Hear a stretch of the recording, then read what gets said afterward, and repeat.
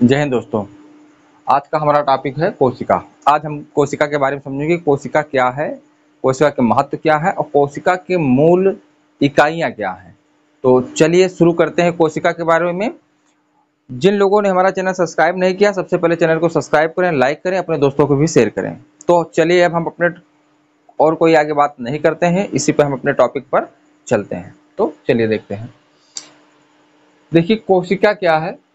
कोशिका को इंग्लिश में सेल कहते हैं, ठीक है, और इसको बायोलॉजिकल में साइटो कहा जाता है, ठीक है।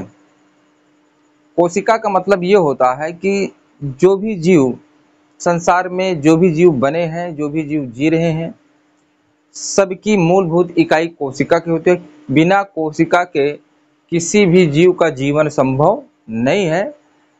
जो जीव एक कोशिका से निर्मित होते हैं उनको एक कोशिकीय जीव कहा जाता है, और बहुत ऐसे जीव होते हैं जिसमें कई कोशिकाएं, खरबों कोशिकाओं से मिलकर उनका निर्माण होता है, तो उनको बहुकोशिकीय जीव कहते हैं।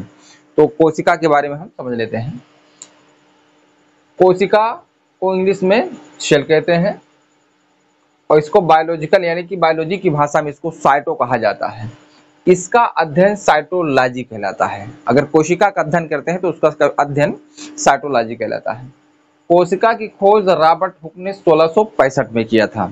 रॉबर्ट हुक ने अपने ही द्वारा बनाए सूक्ष्मदर्शी के माध्यम से कार्क की पतली काट में कोशिका को मधुमक्खी के छत्तों की कोठरियों के समान देखा था, और उन्हीं कोठरियों को उन्होंने कोशिका का नाम दिया था, ठीक है। बाद में इन्होंने इस कोशिका को मृत घोषित किया।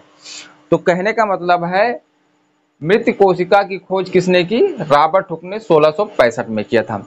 जीवित कोशिका की खोज करने वाले वैज्ञानिक का नाम था एंटोनी वान लीeuwenhoek। इन्होंने 1674 में जीवित कोशिका को खोजा था और उन्होंने दांत की खुरचनी में इसे देखा था। तो उन्होंने जीवित कोशिका का खोज की थी।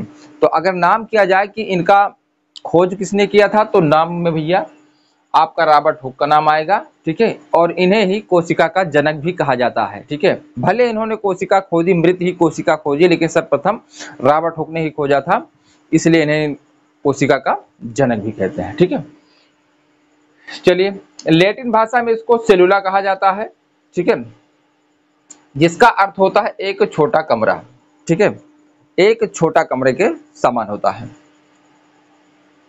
सबसे छोटी कोशिका यानी कि विश्व की सबसे छोटी कोशिका माइकोप्लाज्मा में पाई जाती है, ठीक है। जो एक कोश के जीव होती हैं उनमें पाई जाती है सबसे छोटी कोशिका, जिसको माइकोप्लाज्मा कहा जाता है। सबसे बड़ी कोशिका जो पाई जाती है शुतुरमुर्ग के अंडे में पाई जाती है, ठीक है। इसको माइकोप्लाज्मा में पाई जाने वाली कोशिका को आप खुली आंखों से नहीं देख सकते हैं, उनको नग्न आंख से किसी न किसी माइक्रोस्कोप की आपको आवश्यकता होगी, ठीक है। और मानव में सबसे छोटी कोशिका जो पाई जाती है वो शुक्राणु होती है, जो कि पुरुषों में केवल पाई जाती है, ठीक है। पुरुषों के जिसको स्पर्म कहा जाता है, स्पर्म में सबसे छोटी कोशिका पाई जाती है, ठीक है। और मानव में सबसे बड़ी जो कोशिका पाई जाती है महिला के अंडाणु यानी ओवरी में जो उभम बनता है उसमें पाई जाती है, इसमें अंडाणु कहते हैं, ठीक है। अगर कहा जाए कि सबसे लंबी कोशिका किसमें पाई जाती है, सबसे बड़ी सबसे लंबी जो कोशिका होती है न्यूरॉन होती है, यानी कि जो ब्रेन और स्पाइनल कार्ड को जोड़ने के लिए जो ये लगा होता है, स्पाइनल कार्ड और ये मेरोज, इसी को कहा जाता है न्यूरॉन। तो सबसे जो कि ब्रेन में होती है, ठीक है। कहाँ पे होती है? ब्रेन में। ये सबसे बड़ी ये सबसे लंबी कोशिका कहलाती है, ठीक है। तो सबसे लंबी कोशिका होगी न्यूरॉन, बड़ी की बात करी जाएगी तो अंडाणु। अगर विश्व की बात करेंगे तो विश्व में सबसे छोटी जो कोशिका होती है माइकोप्लाज्मा को होती है, और सबसे बड़ी कोशिका शुतुरमुर्ग के अंडे में पाई जाती है। मानव में अगर बात करते हैं तो सबसे छोटी शुक्राणु में होती है, और मानव में सबसे बड़ी जो होती है महिला में पाई जाती है, अंडाणु में होती है, ठीक है। तो यहाँ तक बात क्लियर हो गई। अब हम समझते हैं कि कोशिका है क्या, ठीक है। ये ठीक है।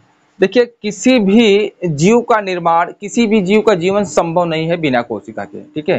क्योंकि कोशिका ही हमारे शरीर में आकार प्रदान करने का कार्य करता है, हमारे शरीर के अंदर ऊर्जा देने का कार्य करता है। जो डीएनए और जो जेनेटिक गुण भी होते हैं इसी के अंदर स्टोर होते हैं, ठीक है। जैसे हम घर बनाने के लिए हमें ईंट की आवश्यकता होती है, बिना ईंट लगेगी उसमें मोरंग सीमेंट और बालू वगैरह लगेगी, फिर उस ईंट से माध्यम से हम एक दीवार खड़ी कर देंगे, ठीक है। दीवार खड़ी करेंगे, अगर कई दीवारें चारों तरफ से घूम गई तो एक कमरे का निर्माण हो जाएगा, और जब कमरा बन जाएगा उसके ऊपर हम लिंटर डाल देते हैं तो एक घर का निर्माण, यानी कि उसको हम सुव्यवस्थित करते हैं तो एक घर का निर्माण होता है। उसी प्रकार हमारा शरीर भी कोशिका से ही बना होता है। कई कोशिकाएं मिलती हैं, तो कोशिका जब कई कोशिका मिल जाती हैं तो टिश्यूज का निर्माण करती हैं, मतलब ऊतक का निर्माण करती हैं, और जब कई ऊतक मिलते हैं तो एक अंग का निर्माण करते हैं, और सारे अंग जब मिल जाते हैं तो एक हमारा शरीर बन जाता है। तो इस प्रकार जो होता है कोशिका का महत्व होता है। तो कोशिका शरीर की सबसे मूलभूत इकाई होती है, ठीक है। इसके बिना किसी भी जीव का जीवन संभव नहीं है। तो अब हम चलते हैं, अब समझते हैं कि हम इसके बाद हम देखते हैं कि कोशिका के क्या क्या महत्व है, ठीक है। चलिए अब हम बात करते हैं। देखिए स्लाइडन एंड स्वान ने 1839 में कोशिका सिद्धांत दिया था। इन्होंने सिद्धांत ये कहा कि संसार के जो भी जीव हैं, छोटे से लेकर बड़े जीव, किसी भी जीव का जीवन संभव नहीं है कोशिका के बिना। चाहे एक कोई भी जीव अगर बना है तो एक या एक से अधिक कोशिकाओं से मिलकर बना है। तो इनका सिद्धांत था कि जीवों का शरीर एक या एक से अधिक कोशिकाओं से मिलकर बना है। कोशिका जीवन की मूलभूत संरचनात्मक एवं क्रियात्मक इकाई होती है, ठीक है। तो ये सिद्धांत किसका था? स्लाइडन और स्वान का था। कोशिका शरीर की मूलभूत इकाई होती है, अंग नहीं होता है, ठीक है। चलिए अब हम देखते हैं कोशिका के प्रकार, ठीक है। कोशिकाएं दो प्रकार की होती हैं कि यूकैरियोटिक होता है और एक प्रोकैरियोटिक होता है, ठीक है। यूकैरियोटिक मतलब होता है बहुकोशिकीय और प्रोकैरियोटिक मतलब होता है एक कोशिकीय। जो बहुकोशिकीय वाले जीव होते हैं जिनका शरीर कई कोशिकाओं से मिलकर बना होता है उनको हम बहुकोशिकीय कहते हैं। इनको तो हम खुली आंखों से देख सकते हैं, लेकिन इनको हम खुली आंखों से नहीं देख सकते हैं, ठीक है। आप इतना समझिए कि एक कोशिकीय को हम नग्न आंखों से नहीं देख सकते हैं, ठीक है। तो उस अब आप इस तरह से याद करने में किसी को कंफ्यूजन होती है तो आप इस ढंग से भी याद कर सकते हैं। देखिए यहाँ से देखिए, आप यहाँ पे देखिए यू, अगर देखा जाए इसमें हिंदी में देखिए, इंग्लिश में बदल दीजिए। यू देखिए यहाँ पे पी देखिए। देखिए इंग्लिश वर्ड में पी पहले आता है, यू बाद में आता है। तो बाद में नहीं, बहुत कई वर्ड के बाद आएगा तो ब हो जाएगा, और पहले आ रहा मतलब कम हो जाएगा, मतलब एक कोशिकीय हो जाएगा। तो ये याद रहेंगे। हिंदी में वर्ड ले लीजिए पी और इसमें ले लीजिए यू ले लीजिए, ठीक है। तो ये पता हो जाएगा आपको। क्लियर हुआ बात यहाँ तक? चलिए अब इस कोशिका के अंदर भैया एक लिक्विड भरा होता है, ठीक है। चलिए हम कोशिका बना देते हैं, फिर कोशिका के अंदर कोई लिक्विड बना।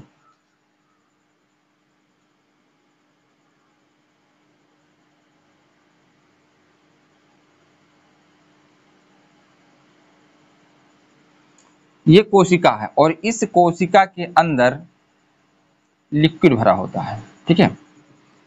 इस कोशिका के अंदर एक लिक्विड होता है जिसको जीव द्रव्य कहा जाता है, और उस जीव द्रव्य के दो भाग हो जाते हैं, कोशिका द्रव्य और केंद्रक, ठीक है। तो जीव द्रव्य क्या होता है? जीव द्रव्य मतलब उस कोशिका के अंदर सब आ जाए, यानी जो केंद्रक में द्रव भरा है वो, और जो कोशिका के अंदर द्रव भरा है वो दोनों मिला के आ जाते हैं जीव द्रव्य, ठीक है। क्योंकि ये जीव द्रव्य ही क्या है? कोशिका की मूलभूत इकाई होती है। किसी भी जीव का जीवन संभव नहीं है जीव द्रव्य के बिना, ठीक है। तो अब देखते हैं, देखिए साइटोप्लाज्म। साइटोप्लाज्म मतलब होता है कोशिका। ये यहाँ पे कलरलेस मतलब इसमें रंगीन होता है, इसमें एक कोशिका द्रव्य भरा होता है, और यहाँ केंद्रक होता है, और इस केंद्रक के अंदर भी कोशिका केंद्रक द्रव्य भरा होता है, ठीक है। केंद्रक में पाए जाने को केंद्रक द्रव्य कहा जाता है, और कोशिका के अंदर पाए जाने वाले द्रव्य को हम क्या कहते हैं? साइटोप्लाज्म या कोशिका द्रव्य कहते हैं। और इन सब यानी केंद्रक और साइटोप्लाज्म, ठीक है, को मिला के जो होता है उसको हम जीव द्रव्य कहलाते हैं, ठीक है। इसका महत्व बताएंगे, इसका कार्य क्या है, ठीक है। इसके अंदर कोशिका बहुत छोटी होती है, लेकिन कोशिका के अंदर बहुत सारे घटक पाए जाते हैं, ठीक है। उन घटकों का अपना अपना अलग अलग कार्य है, ठीक है। तो बात समझ में आई यहाँ तक? तो कोशिकांग पाए जाते हैं, मतलब कोशिकांग मतलब होता है एक जीवित कोशिका जिन घटकों से मिलकर बनी होती है उसको कोशिकांग कहा जाता है। इसमें बहुत कुछ होगा, इसमें माइटोकॉन्ड्रियम मिलेगा, लाइसोसोम भी मिलेगा, तो ये अब इसके बारे में हम टॉपिक, इसको आप स्क्रीनशॉट ले लीजिए, फिर इसके आगे हम आपको बताते हैं कि अब क्या क्या है। ठीक है, चलिए चलिए चलिए अब इसके बाद हम देखते हैं कोशिका झिल्ली साइटोप्लाज्म। इसको इंग्लिश में साइटोमेम्ब्रेन या प्लाज्मा झिल्ली कहते हैं। ठीक है, कोशिका झिल्ली जो होती है, कोशिकाएं जो होती हैं वो पतली झिल्ली के समान होती है, यानी कि कोशिकाओं के चारों ओर एक पतली झिल्ली होती है जो मुलायम और अर्धपारगम हो। अर्धपारगम का मतलब होता है हल्का हल्का उसके पार आप देख सकते हैं, वो कोशिका झिल्ली। इसी कोशिका के अंदर उसके सारे घटक यानी अंग कोशिका इसी के अंदर मौजूद होते हैं। तो कोशिका झिल्ली किन में पाई जाती है? देखिए,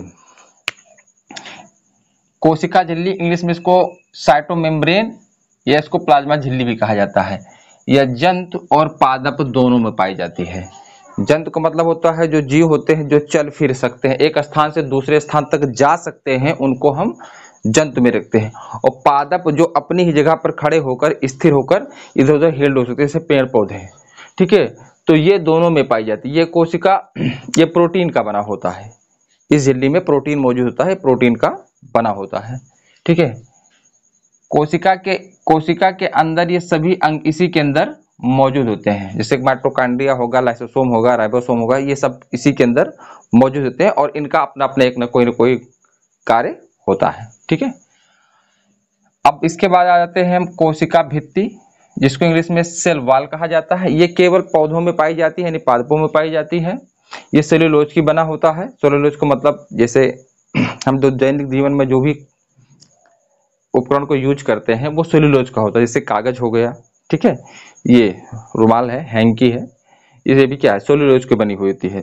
तो इनका ये केवल पादपों में ही पाई जाती है, मतलब पेड़ पौधों में ही पाई जाती है। यहां तक बात क्लियर हो गई। अब इसके आगे हम इसके बारे में समझते हैं, इनके अंग के बारे में समझे कि इसके अंदर कौन कौन से अंग मौजूद होते हैं, यानी कोशिका के अंदर कौन कौन से अंग मौजूद होते हैं, इसके बारे में हम समझते हैं। अब इसके बाद हम देखेंगे नंबर 3 माइटोकॉन्ड्रिया। ठीक है, तो माइटोकॉन्ड्रिया देखने से पहले हम समझ लेते हैं कि कोशिकांग क्या होता है। ठीक है, एक कोशिका जिन जीवित घटकों से मिलकर बनी होती है उसे हम कोशिकांग कहते हैं, यानी कि जो कोशिका बनी है इसके अंदर जो जो घटक मौजूद हैं, जो जो अंग मौजूद हैं, इन सारे अंग मिलकर एक कोशिका का निर्माण करते हैं, तो इसी को हम कोशिकांग कहते हैं। इस कोशिका के अंदर जो घटक है, माइटोकॉन्ड्रिया होगा, राइबोसोम होगा, लाइसोसोम होगा, अंतःप्रदेश जालिका हो गया। ठीक है, तो ये सारे घटक हैं और ये घटक इसके अंदर मौजूद होते हैं। कोशिकाएं बहुत छोटी होती है लेकिन इनके अंदर सारे मौजूद हैं, इनका अपना कोई ना कोई कार्य होता है, तो इन्हीं घटकों क्या कहते हैं, कोशिकांग कहते हैं। तो अब इसी के अंदर जो कोशिकांग है उन्हीं के बारे में हम समझते हैं। ठीक है, चलिए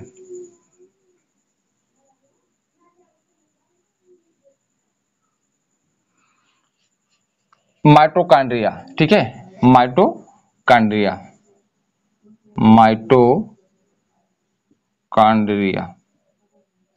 ठीक है, माइटोकॉन्ड्रिया की खोज रिचर्ड अल्टमैन ने 1890 में किया था। ठीक है, इसका कार्य क्या है, जब हम ऑक्सीजन लेते हैं तो ऑक्सीजन के दौरान हमारे फेफड़े के अंदर ऑक्सीजन जाती है और फेफड़े के अंदर कोशिकाओं के बीच में, कोशिकाओं के अंदर मौजूद होता है हीमोग्लोबिन।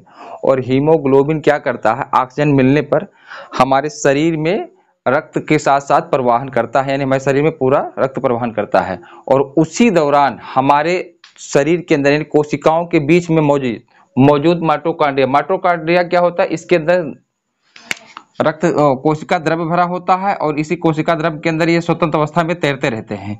और इसी के माइटोकॉन्ड्रिया के मध्य जाग से ऑक्सीकरण होता है, यानी रिसाइकिल बनता है, एक चक्र बनता है और उस चक्र के दौरान 38 एटीपी ऊर्जा अणु बनती है। ठीक है, और इस चक्र का जो आविष्कार किया था, जब चक्र बनता है तो इस चक्र की खोज किया था केप्स नामक वैज्ञानिक ने किया था। ठीक है, रिसाइकिल जो बनती है हमारे शरीर में, ऊर्जा जब बनती है यानी साइकिल रिसाइकिल बनता है, तो उस दौरान जो केप्स बनता है उसकी खोज किसने किया था, केप्स नामक वैज्ञानिक ने किया था। तो उस दौरान क्या होता है, 38 एटीपी ऊर्जा हमारे शरीर में बनती है, जिससे ग्लूकोज और ऊर्जा का निर्माण होता है। इसके साथ साथ जल और कार्बन डाइऑक्साइड भी मुक्त होती है। ठीक है, जैसे आग को जलाने के लिए सबसे पहले ऑक्सीजन की जरूरत है, जब तक ऑक्सीजन आपके मुंह से नहीं निकलेगी, ऑक्सीजन उसके संपर्क में नहीं आएगी, जब तक वो नहीं जलेगी। उसी प्रकार क्या होता है, ऑक्सीजन आने के बाद ऊर्जा बनना शुरू होती है। ठीक है, और ऊर्जा जो बनती है तो ये एक हीटर की तरह काम करती है। कार्बन डाइऑक्साइड और प्लस जल मुक्त करती है तो एक हीटर की तरह कार्य करती है। इसीलिए माइटोकॉन्ड्रिया को पावर हाउस, ऊर्जागृह या शक्तिगृह भी कहा जाता है।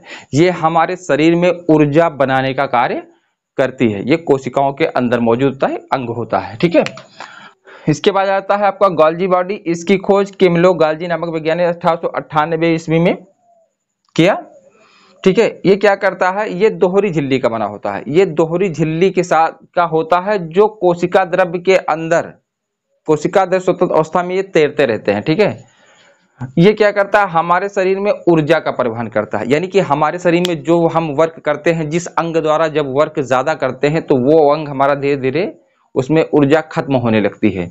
तो वो क्या करता है, ऊर्जा वहां पर, देखिए जैसे हमारे शरीर में ऊर्जा बनी तो उसको ले जाने के लिए कोई ना कोई चाहिए ना, चाहिए कि नहीं चाहिए।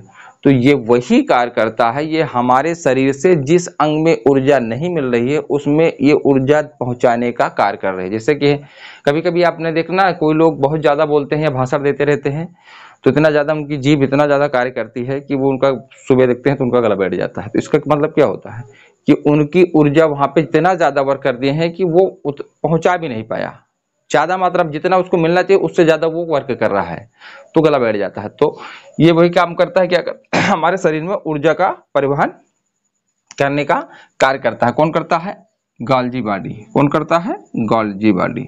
ठीक है, इसको हम जी से दिखा दे रहे हैं, माइटोकॉन्ड्रिया को हम यम से प्रदर्शित कर रहे हैं। ठीक है, यहां तक बात क्लियर हो गई। इसके बाद आता है रसधानी। ठीक है भैया, रसधानी क्या होता है, हमारे शरीर में लगभग 65 से लेकर 80% सिर्फ जल होता है। ठीक है, अब आप ये सोच रहे होंगे कि हमारे शरीर में अगर 65% से लेकर जल होता है तो बाकी क्या होता है, तो आप इसको समझिए। रसधानी हमने बताया 65 से 80%। जैसे हम जल पीते हैं तो हम 1 से 1.5 लीटर पीते हैं। ठीक है, वो हमारे शरीर में आता है, फिर वही क्या होता है, हमारे शरीर की कोशिकाओं में जाता है।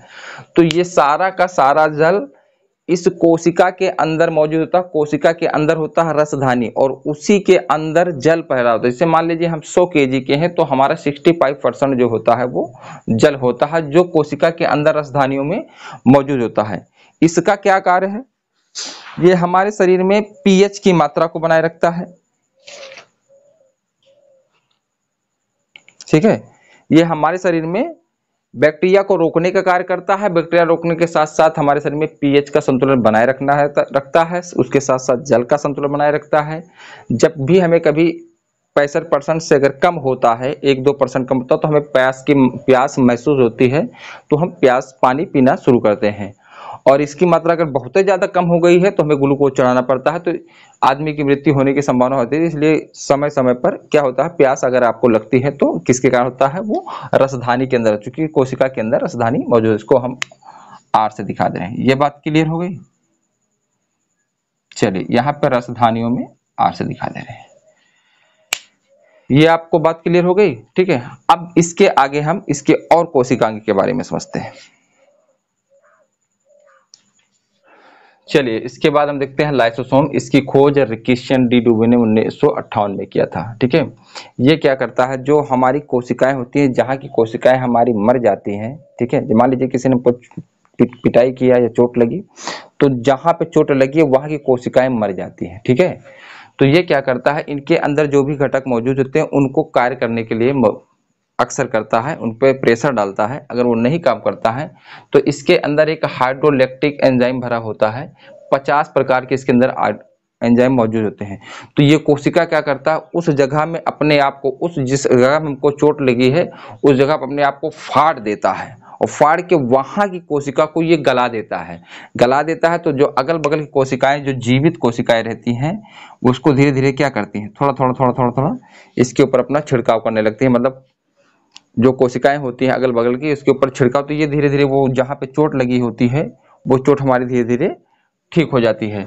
तो इसीलिए लाइसोसोम को आत्मघाती थैली या सुसाइड बैग के नाम से भी जाना जाता है, क्योंकि ये जहाँ पे वर्क नहीं करता है ये वहाँ पे अपने आप को ये फाड़ देता है, ठीक है। इसीलिए लाइसोसोम को आत्मघाती या सुसाइड बैग के नाम से भी जाना जाता है, ठीक है। ये बात क्लियर हो गई। अब इसके बाद याद आता है हमारा अंतःप्रदेयी जालिका, ठीक है। अंतःप्रदेयी जालिका, ठीक है।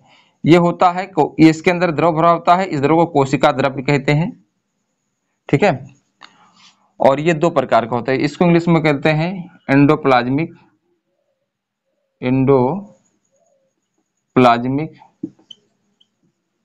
रेटिकुलम, ठीक है। और ये होता है स्मूथ एंडोप्लाज्मिक रेटिकुलम, और ये होता है रफ एंडोप्लाज्मिक रेटिकुलम, ठीक है। ये क्या कार्य होता है, देखिए इनका क्या कार्य होता है, ये हमारी कोशिका के अंदर एक पिलर का कार्य करती है। किसका कार्य करती है? पिलर का। यानी ये कोशिकाओं को आपस में कोशिकाएं चूंकि इनके अंदर सारे घटक भरे होते हैं, अगर ये पिलर का काम नहीं करेंगे तो एकदम क्या होगा, चिपक जाएंगी। तो ये क्या करता है, उसमें एक खंभे के समान खड़ा होकर कोशिकाओं को चिपकने से बचाने का कार्य करती है, ठीक है। और ये दो प्रकार का होता है, ठीक है। ये दो प्रकार का होता है, ऐसे इसी के अंदर मौजूद होता है, को हम ER कर देते हैं, ठीक है। अब इसका एक तरफ का हिस्से में क्या होते हैं, धब्बेदार होता है, ठीक है, बूंदों के समान होता है, जिसमें राइबोसोम मौजूद होते हैं। क्या होते हैं? राइबोसोम, ठीक है। राइबोसोम क्या करता है, ये प्रोटीन का निर्माण करता है, ठीक है। और इसका जो चिकना वाला हिस्सा होता है, ठीक है, ये वसा बनाने का काम करता है, ठीक है। तो जो इसका चिकना हिस्सा होता है इसको स्मूथ एंडोप्लाज्मिक रेटिकुलम कहा जाता है, क्योंकि ये वसा का निर्माण करता है। और जो रफ वाला एरिया होता है, जो धब्बेदार होता है, धब्बे के समान उसमें चिपके होते हैं, उसमें राइबोसोम चिपके होते हैं, और ये प्रोटीन का निर्माण करता है। इसीलिए राइबोसोम को प्रोटीन फैक्ट्री के नाम से भी जाना जाता है। अभी हम राइबोसोम के बारे में बताएंगे, ठीक है। तो यहाँ तक एक बात क्लियर हो गई। अब हम आगे चलते हैं। चलिए अब हम देखते हैं राइबोसोम, ठीक है। इसकी खोज पैलाडे नामक वैज्ञानिक ने 1955 में किया था, ठीक है। ये क्या करता है, ये कोशिका के अंदर, ये सारी चीजें कोशिका के अंदर है। अभी हम इसके बाद कोशिका के अंदर केंद्रक होता है, उस केंद्रक को ही कोशिका का ब्रेन कहा जाता है। जैसे हमारे न्यूरॉन को क्या कहते हैं, उसको ब्रेन को हमारा क्या होता है, केंद्र होता है। ब्रेन क्या होता है, हमारे शरीर को संतुलित करने के लिए ब्रेन होता है। उसी तरह कोशिका को संतुलित करने का एक केंद्र होता है। उस केंद्र में क्या क्या मौजूद होता है उसको हम अगले पार्ट में बताएंगे, ठीक है। अभी हम इसको बता रहे हैं राइबोसोम, ठीक है। तो राइबोसोम क्या करता है, इसकी खोज पैलाडे नामक वैज्ञानिक ने 1955 में किया था। ये प्रोटीन फैक्ट्री के नाम से जाना जाता है, क्योंकि ये प्रोटीन का निर्माण करता है। हमने बताया कि अंतःप्रदेयी जालिका में एक धब्बेदार एरिया होता है, ये वाला, जहां पे ये राइबोसोम चिपके होते हैं। ये माइटोकॉन्ड्रिया और हरित लवक दोनों में ही पाया जाता है, प्रोटीन का निर्माण करता है, इसीलिए इसे प्रोटीन फैक्ट्री के नाम से भी जाना जाता है, ठीक है। तो शरीर में हमारे जो भी प्रोटीन का निर्माण होता है वो राइबोसोम के ही द्वारा होता है। तो ये बात क्लियर हो गई। और ये चिकना वाला एरिया जो होता है, जो चिकना एरिया है, यहाँ पे वसा बनती है, ठीक है। और ये सारे घटक हैं। ये कौन से घटक हैं? ये कोशिका के अंदर मौजूद घटक हैं, ठीक है। यहां तक बात क्लियर हो गई। अब इसके आगे हम देखेंगे रिक्तिका, ठीक है। रिक्तिका, ठीक है। इसके बाद हम रिक्तिका देखते हैं। देखिए रिक्तिकाएं जो होती हैं जंतु और, देखिए रिक्तिकाएं जो होती हैं जंतु और पौधों दोनों में पाई जाती हैं, जंतु और पादप, जंतु प्लस पादप। बस फर्क इतना है कि जंतुओं में रिक्तिकाएं छोटी होती हैं, इसलिए वो जल का अवशोषण पादपों की तुलना में कम करते थे। मतलब रसधानी, रसधानी क्या होता है, रसधानियों में रिक्तिकाएं होती हैं। पौधों में, पेड़ पौधों में ज्यादा होता है, इसलिए वो जल का ज्यादा अवशोषण करती हैं। और जंतुओं में रिक्तिकाएं कम होती हैं, छोटी होती हैं, इसलिए जल का अवशोषण कम करती हैं, ठीक है। ये बात क्लियर हो गई, ठीक है। इसके बाद आता है इसके बाद आता है प्लास्टिड। इस प्लास्टिड के दो पार्ट होते हैं, क्रोमोप्लास्ट और ल्यूकोप्लास्ट। क्रोमोप्लास्ट जो पौधों में पाया जाता है, इसको हरित लवक के भी नाम से, ये हरे रंग का होता है। ये प्रकाश संश्लेषण की क्रिया में पौधों में भोजन बनाने का कार्य यही करता है, ठीक है। ल्यूकोप्लास्ट जंतुओं में आता है, ठीक है। तो ये यहाँ बस इतना ही था आज के लिए। अब इसके कोशिका के अंदर केंद्रक के अंदर जो कोशिका के अंदर जो केंद्र मौजूद होता है उसके अंदर के अंग के बारे में हम बताएंगे। तो ये तो क्या था, ये तो कोशिका के अंदर है और इस कोशिका के अंदर होता है केंद्रक, ठीक है। उस केंद्रक के अंदर हमारे आनुवंशिक लक्षण, ठीक है, जेनेटिक गुण उसके अंदर मौजूद होते हैं। इसके बारे में हम दूसरे वाले पार्ट में बताएंगे। तब तक के लिए धन्यवाद।